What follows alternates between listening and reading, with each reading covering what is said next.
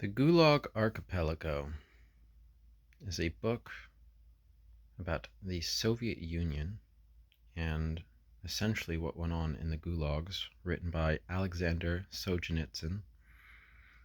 And that book ended up being one of the literary miracles that helped bring about the ending of the Soviet Union and bringing down the Soviet Union. However, that book starts extremely dark. Alexander is ripped from his home in the middle of the night, taken away, is choosing to remain silent. He doesn't even scream, he makes no noise. And the author takes great care to really bring to your attention that while he knew something needed to be done right in this moment, every part of his body knew what was going on in this country was wrong. He couldn't make a noise, he had to stay silent. Um, and if you're watching this, and if you've seen the number 36 many, many times, chances are you're in a similar predicament. Maybe not about to be kidnapped by the Soviet Union and sent to a gulag where you're going to be eating clay out of the earth because you'd rather have something in your stomach than nothing. Hopefully where you're at in life is not quite that dark. However, what's important about the number 36 and about the beginning of the Gulag Archipelago, when you think about it in terms of a whole narrative where you have the start of this man who is in this horrid position that has these things to say, and chooses to stay silent because it wasn't the time to say them. He wasn't in the position to say them. It wasn't time. If he had said something right then and there and had spoken out, it is quite simple, his life would have ended. He wouldn't have been imprisoned, he would have just been killed.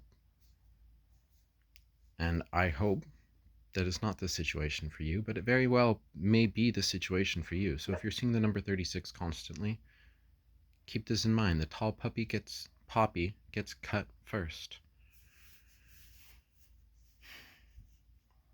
The raised nail gets hammered down.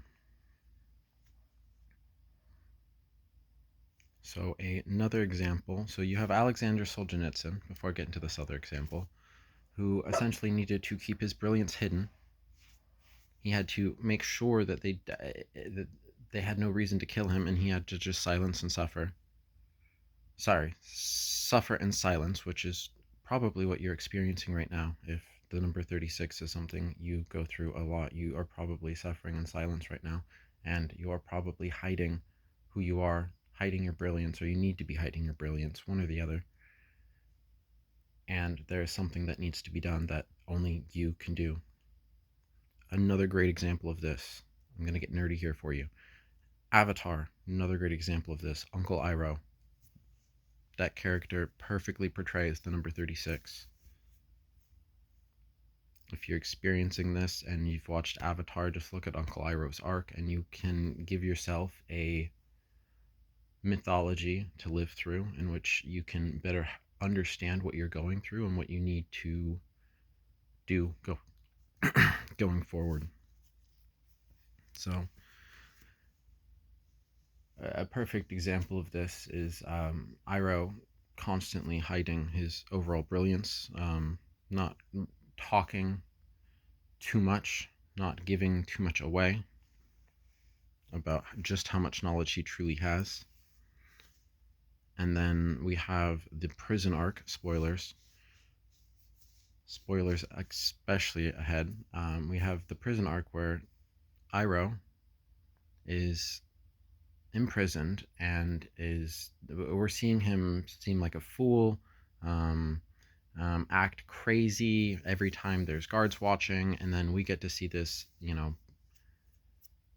behind the scenes look at what's really going on, through the fourth wall, where Uncle Iroh is working out like crazy, getting buffer and buffer, and he's preparing. The time isn't right. The time isn't right to be turning on what's been going on. He's had to follow his nephew around and spend time with his nephew and train his nephew and give wisdom to his nephew very, very quietly, all while the Fire Lord needed to be taken out.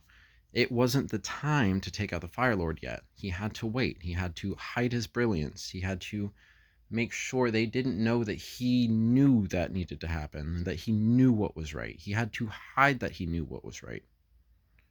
And so that is the number 36 encapsulated just perfectly. That is Uncle Iroh's story is just absolutely the number 36.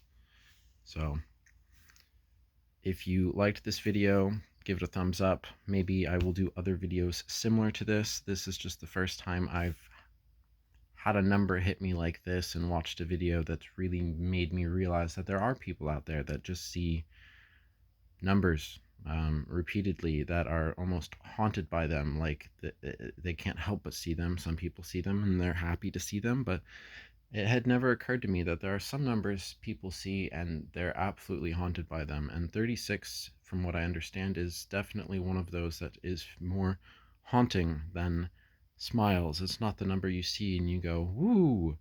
It's, you're imprisoned. You are having to hide your brilliance. You're having to get ready to do something quite grand that the time isn't quite right for, and it's going to be.